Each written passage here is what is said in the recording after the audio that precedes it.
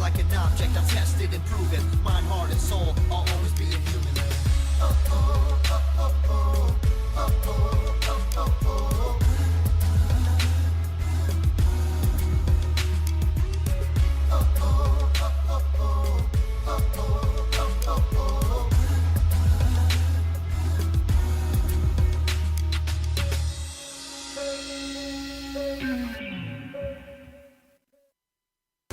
I am here determined to stop this future atrocity. This station is now the ultimate power in the universe.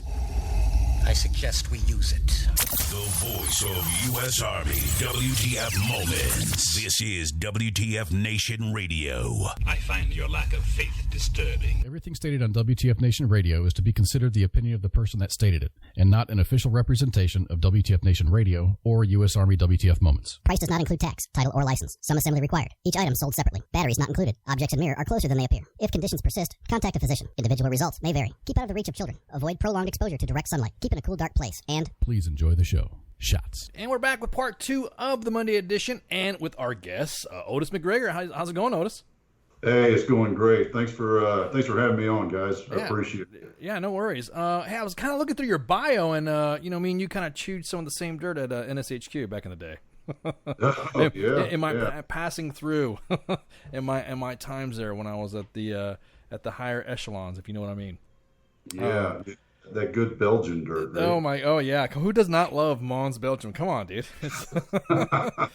It is the metropolis of. Well, it's better than being in Brussels. I say that because yes, it does have that going. It does. Yeah, it's not as you can actually smell. Mons, Belgium actually smells good as opposed to some areas, especially the Gare du Nord. So, you know what I mean? Yeah. So, anyways, hey, welcome to the Monday edition. And look, I was looking at some of your excerpts of some of your book for "Enable Your Team's Success, Succeed in Life and Business with a Strong Team." Tell us about yourself. Yeah, well, I grew up in Texas. Went to Texas A&M. While I was a cadet at A&M, I decided I wanted to broaden my horizons, and I enlisted in the Texas Army National Guard. I was a tank driver for the first 2 years, and then got the fun switch over to being an air cav scout and working with doing some interesting things from being inserted into nighttime movements, and then walking out as the sun rises and seeing signs facing the wrong direction that say impact zone, do not enter. Those sort of fun things. Got my commission as a engineer lieutenant. Went to Alaska and learned how to build ice bridges and break big pieces of metal in minus 40 degree temperatures. And that was an interesting experience living up there and working up there out in the wilderness. Then I volunteered for Special Forces and went through selection and assessment and the qualification course, got trained in how to speak Polish. Notice I said got trained in it. I don't speak it. I was about to say, did you pick it up? I got to where I could order off of a menu and get some directions down a road, and that was about as far as I got. and Dzień dobry panu is what you got too, is right? Yep. Chasna piva. Chasna piva, yeah. Oh man, I don't miss the real quick SOAF language training there. Yeah. So from there, you served in what positions after you went through the qualification course? So I was a team leader for ODA 062 was my first team, and they were actually at Fort Devens, and I was at Fort Carson. I was one of the 8th or 9th guys from 10th group assigned out here. I went TDY back to Devens with my team and did a few things with them back there, and then we all moved out here to Fort Carson. That was also the team that I deployed with into Haiti and did what at the time was called the CSTs, the Coalition Support Team operation for the Polish Grom. Not because my Polish was good, but because my team sergeant and My team sergeant was fluent, and my team warrant was actually a native Polish speaker. Oh wow! I worked with the Grom before, and those guys are some badasses. They've it was pretty cool. This was their first mission out of Poland, and their first public recognition that they even existed. Right. 06. So 062. So that means you were in 210. Yeah. Both my teams. So I had 062, then I went and paid the piper as a staff guy. Was the, so you were in Charlie. You were in Charlie Company then. Yep. Charlie 210. I had the unique opportunity in both my teams, 6'2" and 6'3" in Charlie 210. And then when I came back as a major, I actually commanded Charlie 210 too. Oh, really? So, about what time, dude? You know, we might have run into each other because I was with 210 in the invasion, and so that's you're starting to bring some numbers back. That's making me think. We might have chewed some dirt. I left fighting. Colonel now retired Lieutenant General Cleveland. He was the DeSoto North Commander, right? yeah, yep. Great guy. I still stay in touch with General Cleveland. He's a great guy. But yeah, I was all the rumors were as I was going to stay with group, and then that wasn't true. So I went on to much broader things. U.S. Space Comm. What?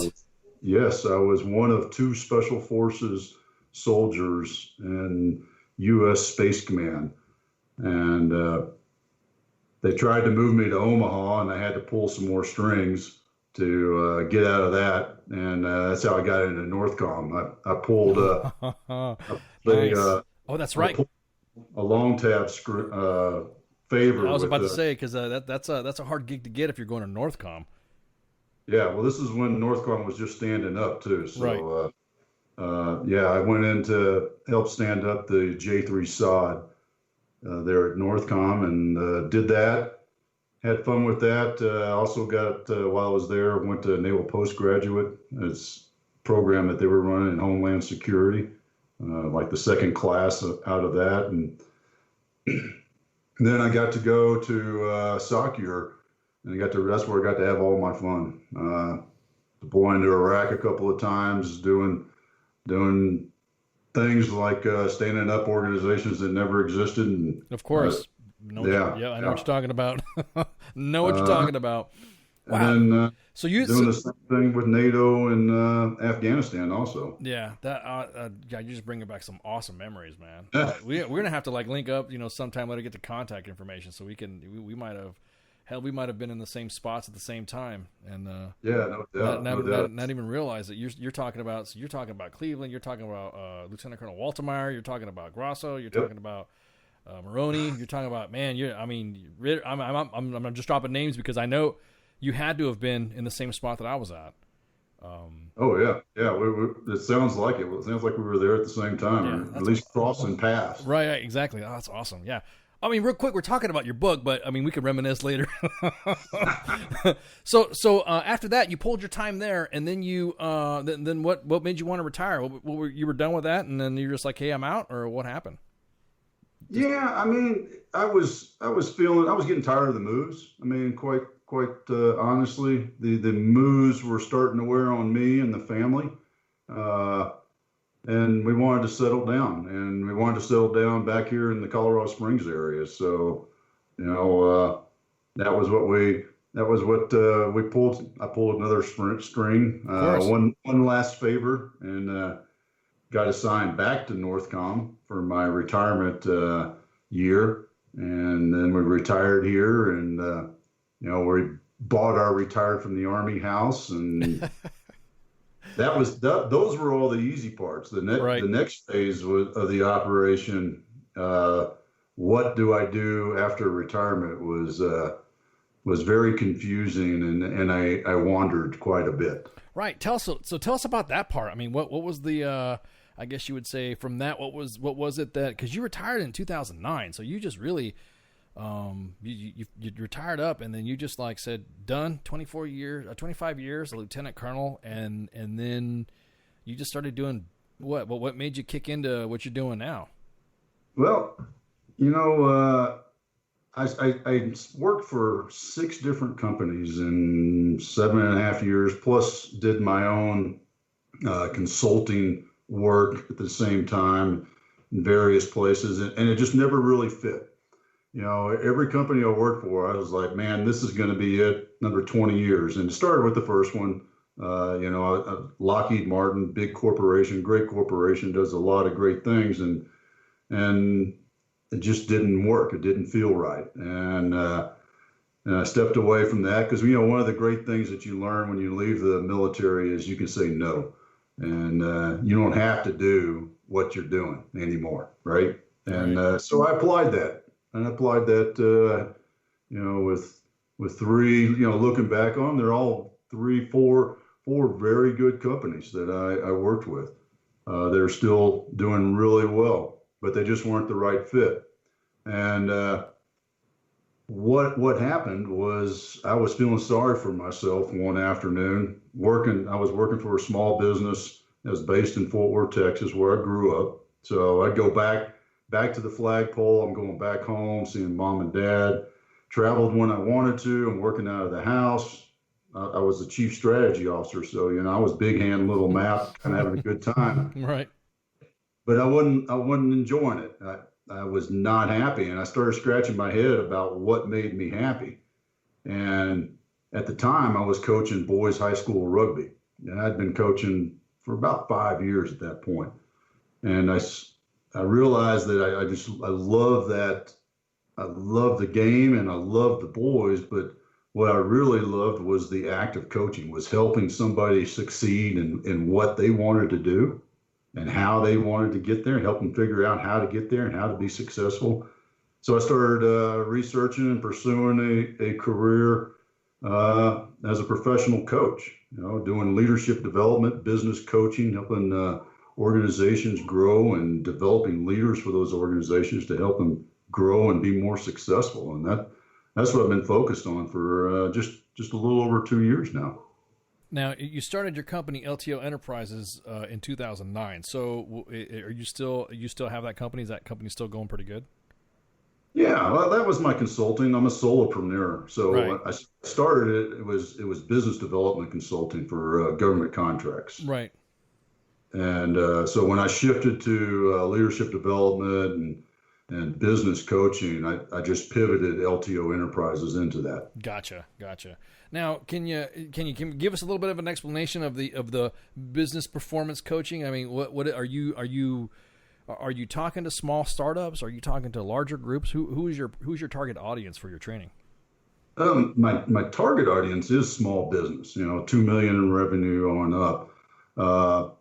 Because small businesses are looking for how to set themselves up, and they're still easier to make changes and adapt to changes, right. And helping them, if they haven't already, develop what their vision is, what's their mission, what's their core values, what's their 5-year strategy, is their team bought into all those things, how does that fit in with everybody on the team, and what's their buy-in to it. So helping them develop that if they don't already have it.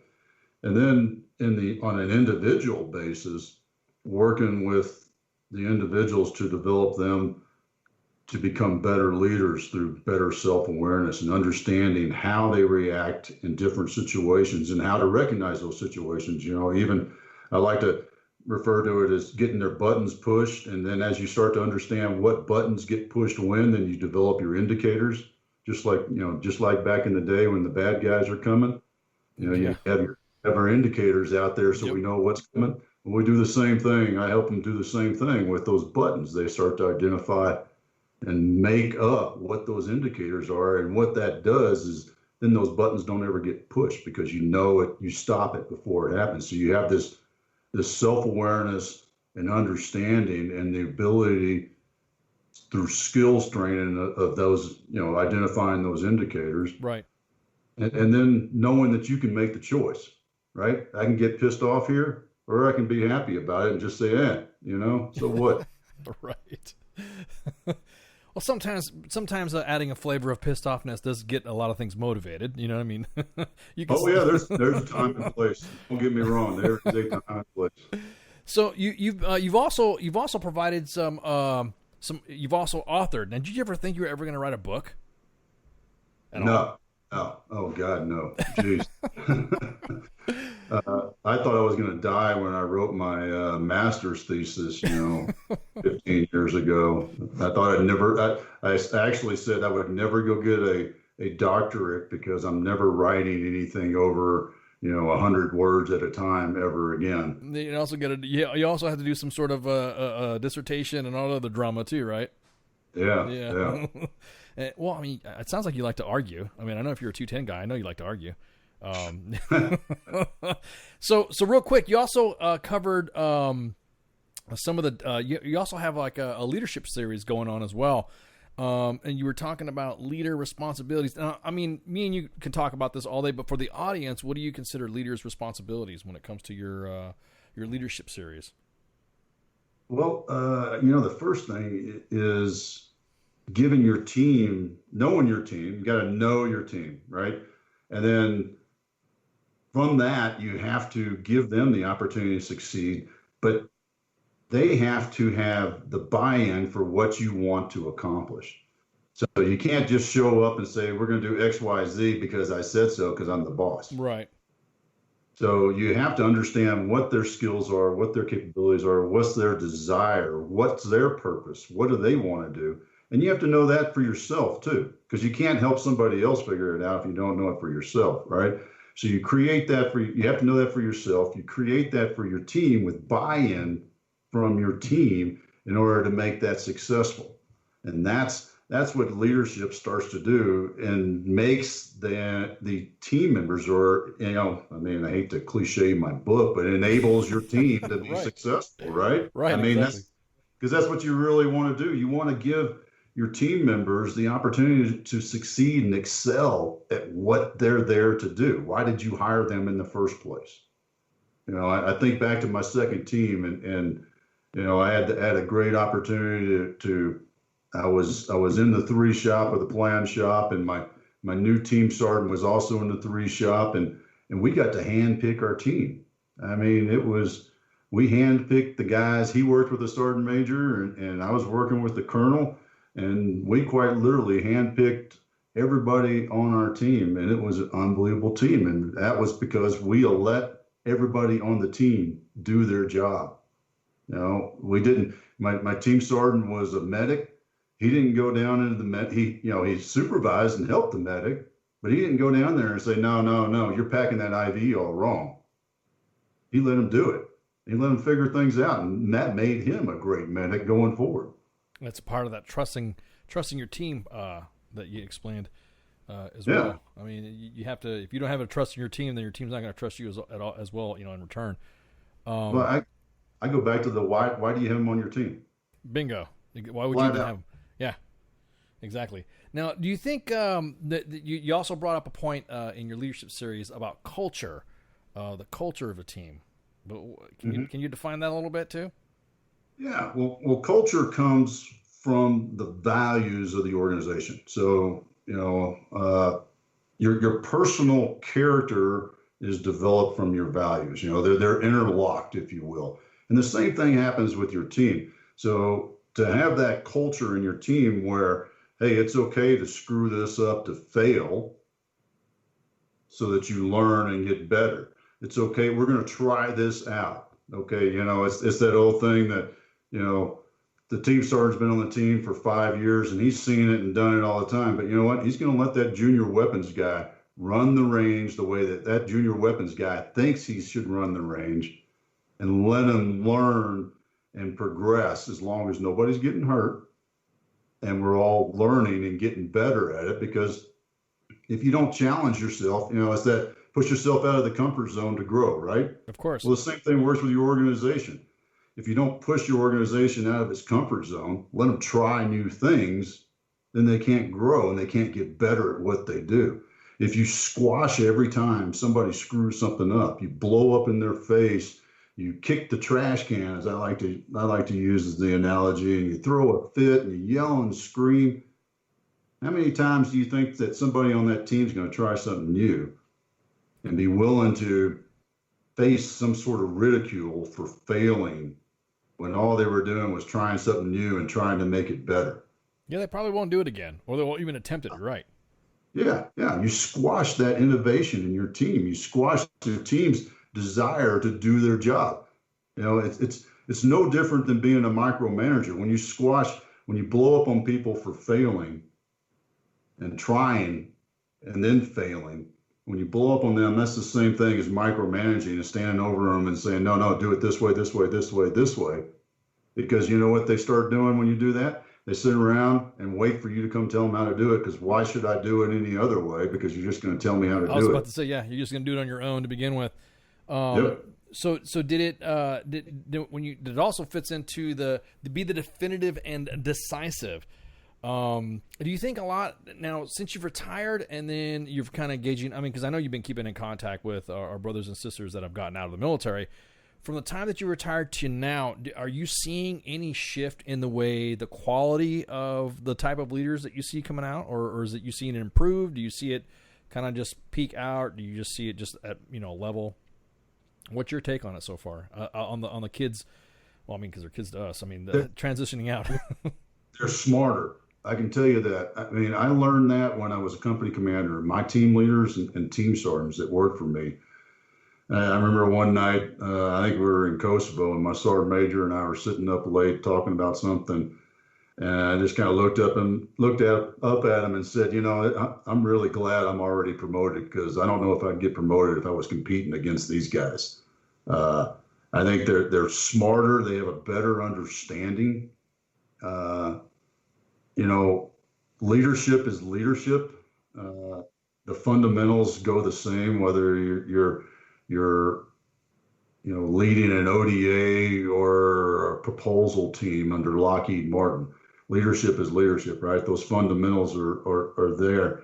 And I think because the soldiers now are smarter, they can be better leaders, but in the same sense, I don't want to throw a big happy blanket over it, right? Of course. I'm also still seeing, something started in the 90s, and it was like a zero fault sort of lifestyle and leadership, and that has continued on and grown. And what that's created is a fear of, you can call it a fear of success, fear of failure.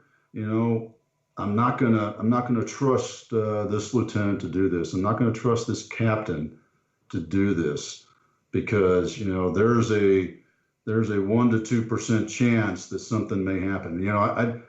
A great example of it is the way the Army's gone with alcohol policy. There's a really simple thing, and it's just talk about swinging the pendulum in an overreaction of a policy from what it started with in Bosnia to where there was no drinking at these times, and we had bars and stuff like that. And I don't know about your experience, but when I had a problem on my team, we handled it on the team, and that problem was fixed. Yep.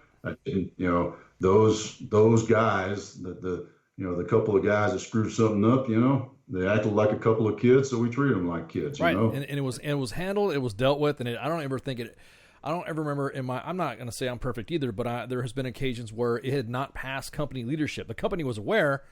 The leadership was always aware, of course, and then the boss and the commander, and and it was handled at NCO level, like you said, and down at the detachment and team level, and there would be no. I don't ever remember it getting to the point where, if you sought help at that level, it was between the team sergeant and it was in the detachment sergeant. It was done at their level. In other words. Yep. I walked the kid with the DUI to ASAP and let them do their own stuff without having to have command interference. So are you saying that the pendulum swinging back to where we're going, zero tolerance with I guess you would say, just fixing yourself. Like we don't allow that one chance now. Is that what you're saying? That is my perception right now. Right. Is you do one thing wrong and that's it. I mean, we used to joke, that you couldn't make sergeant major without a without a DUI. Right. That's an old soft classic. That's with a DUI and a couple ex-wives and some child support. And don't forget your Rolex. I was about to say, and your and the ring at Rudy's.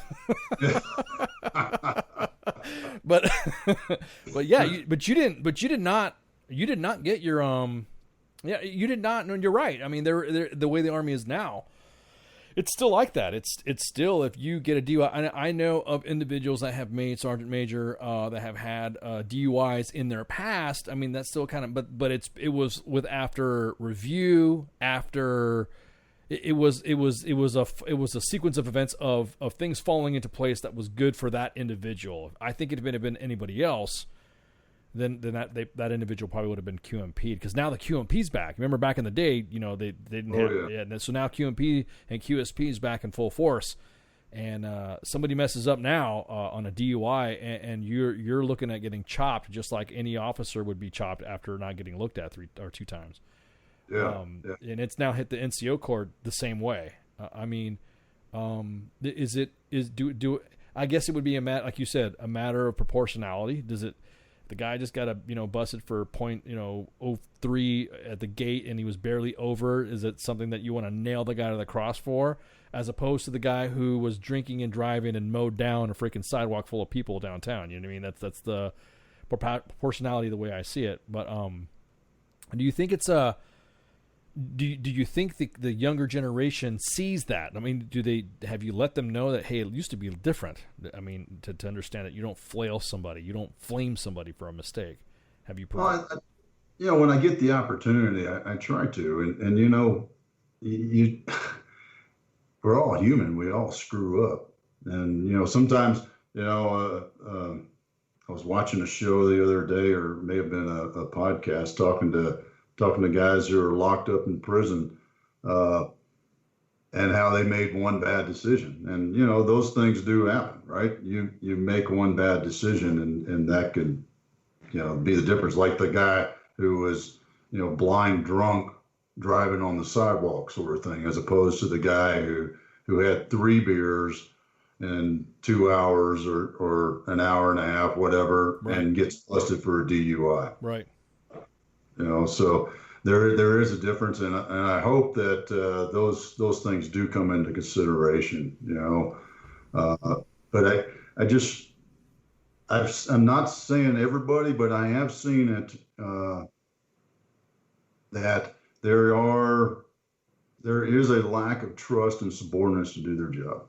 And there is, and that is just that's. And probably because I'm tainted, I spent so long in special ops that I never had to worry about that. I like to try to describe to people, on Monday, I come in and say, hey, I need 3 bags of 500 rounds of 5.56 by Friday, and by Wednesday, I've got 2,000 rounds. Right. I mean, it's like, okay. You need to schedule a jump. I need some shoots, and bam, you already got you already got the unit jump masters hooking you up. Now, that's a good question. Do you see a difference between the way the big Army is doing it as opposed to the soft side of the house when it comes to that type of, I guess you would say, being risk adverse? Do you see a difference in that from guys coming from the big Army and the guys coming from the soft side? That's my impression. Yeah, that is my impression. I think, our guys, the boys are still doing what they do. There's now, I will tell you this, things have changed, because when I was in Kosovo, the organization that I commanded as a major would be at least a lieutenant colonel, if not a colonel now. I had my 6 ODAs. I had an ODA from Charlie 110. I had the Ranger Regimental Recon Detachment, and I had a SEAL platoon, all under my command.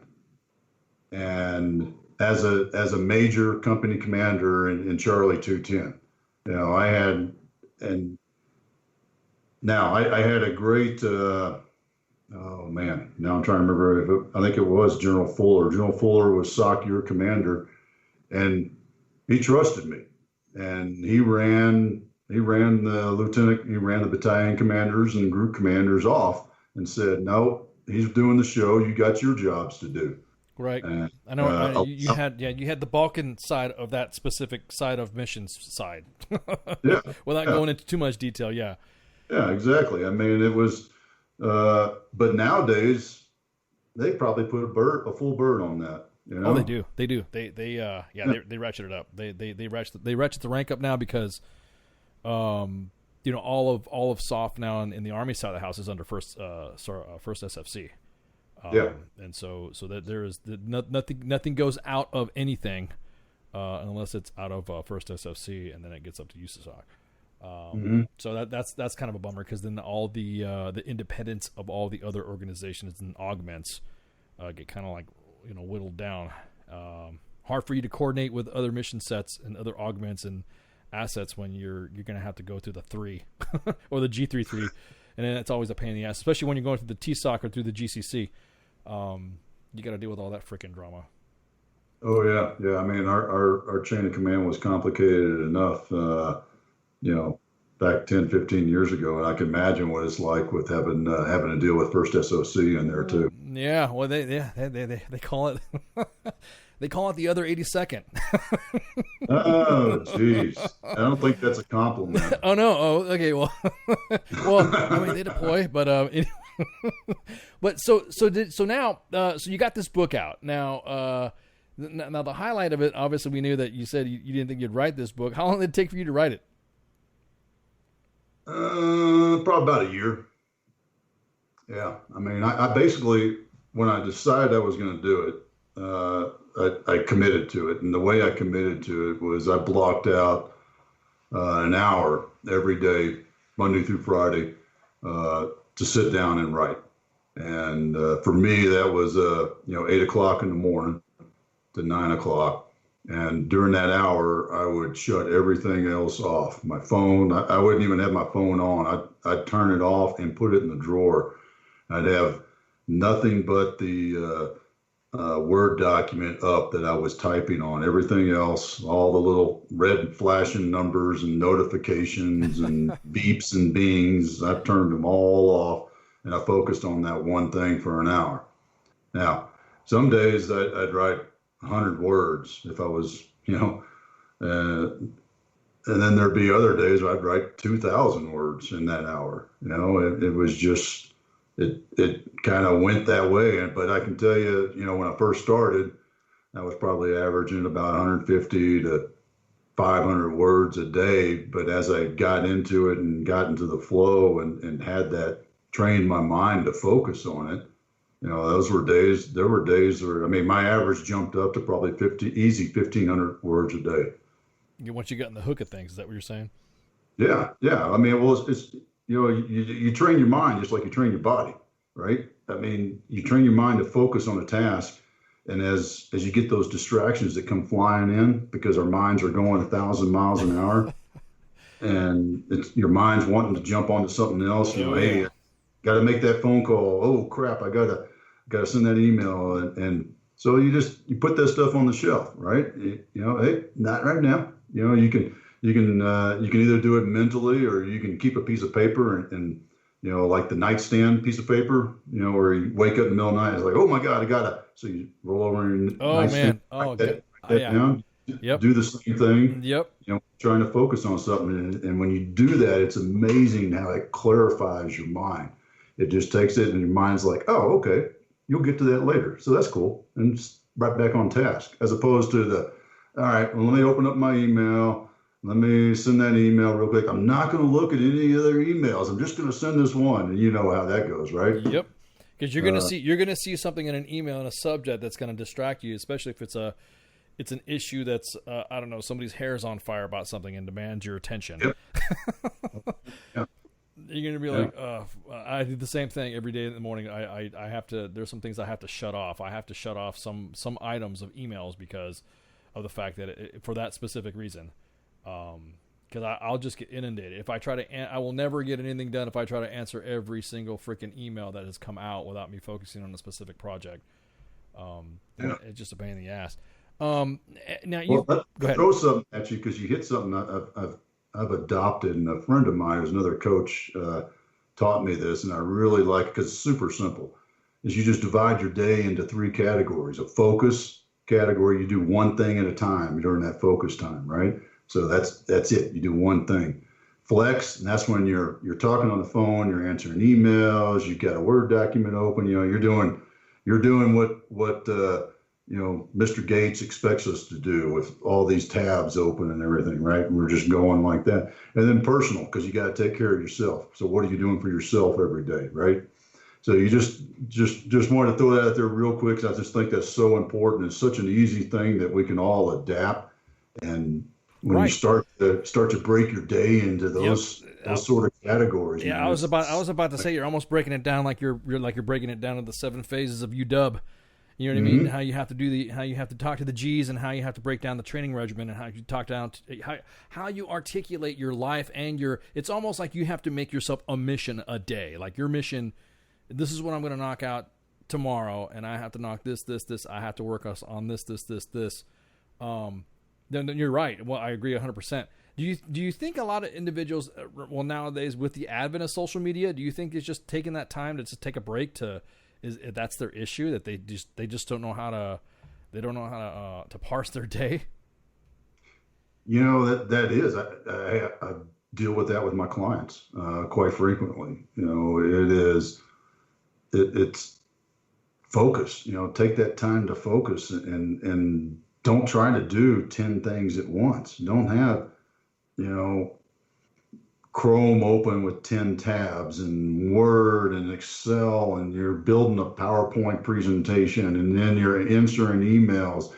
Because when you're doing that, you're in reaction mode, and all you're doing all day long is every time you get a ping, or like on my computer, the red number changes from 1 to 2 to 3 to 5. It's like, oh my gosh, what's going on? What's going on? It must be really important because that number's red. and so that's what my mind's telling me, is that's what our minds have been trained to see, right? That's why it's red. That's that's why the computer, whoever did that. So when you're in reaction mode, at the end of the day, you're freaking exhausted, and you look back at the day and it's like, what the hell did I do? What did I get done today? Right. God damn, I'm tired, right? And you're sitting in your t-shirt and Ranger panties, haven't done PT yet.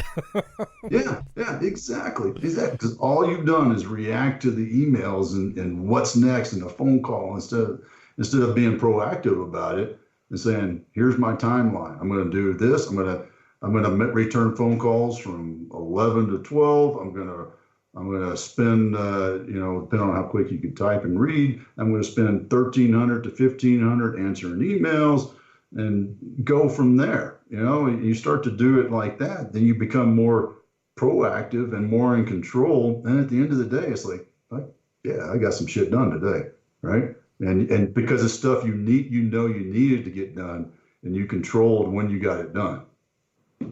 Yeah, exactly. I always tell everybody to divide their days up. Because we talk to a lot of veterans too on WTF Nation Radio. We talk to a lot of team building and trying to enable self success as well. And a lot of the stuff that I gleaned from all of our guests is just that. It's a lot. I think a lot of the guys, when they get out, like you were saying, that you didn't know where to go. You didn't know what was next. And I think it's maintaining that routine that a lot of veterans have issues with. It's the, hey, you need to start. I mean, as basic as we've had guests come on here and say, hey, if you're so used to getting up in the morning and doing PT on these specific days, still maintain that regimen, still maintain that, to clear your mind and all that, still maintain what you have to do, develop projects, develop your missions within the house. That was one of the key takeaways that we got from one of our, I think it was Tim Clem that came on and talked about it too. Yeah, talking about making sure that our daily missions every day, and stop whining and just attack it, and you'll be all right. Now, did you did you have any do you have any aspirations to write another book after this one? Or are you done? Believe it or not, I do. I'm already kind of hammering out the idea and starting to put some words to paper. I haven't gone full into it yet, where I'm doing the committing to an hour a day or so. But yeah, I'm committing to about a couple hours a week right now, pulling some more info together and seeing what it's going to look like. No, I'm excited. You're also an ambassador for the Green Beret Foundation too, right? Yeah, I am. It's where we came from, right? And I want to give back as much as I can. Great organization. We're growing. Oh, we've had them on. We've had them on as guests. Oh, you have? Awesome. Oh yeah. We've had the Guardians of the Green Beret, the Green Beret Foundation. We've had them on. We're their friends of the station. Yeah, that's awesome. That's awesome. Brent's our new CEO. I think it's a CEO position, not an executive director. I think we're calling it CEO. If I remember right. But yeah, it's exciting that having Brent move in, and we just assigned a lead ambassador. Good friend of mine, Scott Kender, former Fifth Group guy. Great guy and great businessman, and I think is really going to help us grow the organization as we go forward. So I'm really, really excited for what's to come in the next several months and next couple of years. So when do you think you're going to get this new book done? Have you already got a working title for it yet? Yeah, I mean, I guess I could throw it out there. It's what I'm working with right now is how a startup is an insurgency. Ooh, I'm digging it. That's what I'm talking about. Yeah. I mean, it throws back to our good roots. I was about to say, are we talking? Yeah, we're talking Jedburgh. We're talking about OSS. We're talking about Vietnam. We're talking about MACV. We're talking about the Peshmerga. What insurgency are we talking about? Oh yeah. Just to name a few, right? Just to name a few, exactly. But they've all been successful. U.S. Revolution. Yeah. I was going to go further back. Yeah. So, okay. So so it's a startup as an insurgency. That's an interesting idea. I like that concept. Have you ever had any other companies, like larger companies, ask for some advice? It's, hey, I don't know, pick a big one. We want you to come and speak. Have you held, like, I guess you would call them, we would call them OPDs or something like that, or LPDs. Well, I mean, I've had a handful of clients with Southern California Edison. Did some coaching with them, just individual coaching, nothing. No big leadership seminars. Right. No, I haven't been approached by any corporations yet. I've done a couple of leadership development things at some small businesses, and actually I had the real privilege of doing one for 3rd Battalion Support Company about 2 years ago. I gave a leadership talk to the soldiers of that company. So right. 3rd of the 10th. Yeah. Oh, that's awesome. Yeah, that was quite an honor. I was tickled to death, to say the least. Simple truths. Now, do you have any? I'm going to ask this. I know some people get a little upset, but do you have anybody that's like, hey, no, Otis, whatever, man, you're just another dude just talking. Have you ever had some of your bros bust your balls on this shit too? What are you doing writing a book? Yeah. Yeah. I mean, I've called out my hunting buddies right now. I mean, yeah, there's, yeah. I mean, but, I also grew up in a team room where if you wanted the slack, you better cut the rope. No, you ain't lying. It definitely. Yeah. Yeah. I got lots of shit given to me over that. You don't seem like a bookworm though, Otis. Yeah, I'm pretty much not. That's why it was even more significant of an accomplishment. I know. I've read your excerpts, man. It's great stuff. I love it. I like the culture stuff. Be decisive and make a decision. You're talking about that. I love. Oh man, that whole hit that just hits home with me because it's just some of the traits that we from the mother, the center of the universe has taught us. that. It's just you just can't stop. And once you make your decision, you stick to your decision. And obviously, it's not a final decision, but it can be adjusted with either letting your subordinates succeed or letting them give them enough rope to hang themselves with. Yeah. Well, you know what I always go back to is my favorite chapter title was "Don't be afraid to get your hands dirty." Go ahead, talk about that. Yeah, well, I just love that because that's what it was like. Well, that's how I grew up. First of all, it wasn't. I'm the guy in charge. I'm the team captain, so you do this, and I stand here with my hands on my hips. Or even going back to Boy Scouts, I'm the patrol leader, and therefore I shouldn't have to mop the floors as we clean up. You're not part of the team when you do that. Now there's times when you're the team leader, you're the boss, the commander, whatever, and you've got other responsibilities, so you may not be able to be doing that nug work because you've got pulled to a different direction. But you know what? When the team needs it, if it's time to clean the team room, you're part of the team, right? I mean, bottom line, you're part of the team. If it's time to dig a foxhole, pick up a shovel and start digging. It's not about creating, telling somebody what to do and standing there watching them do it.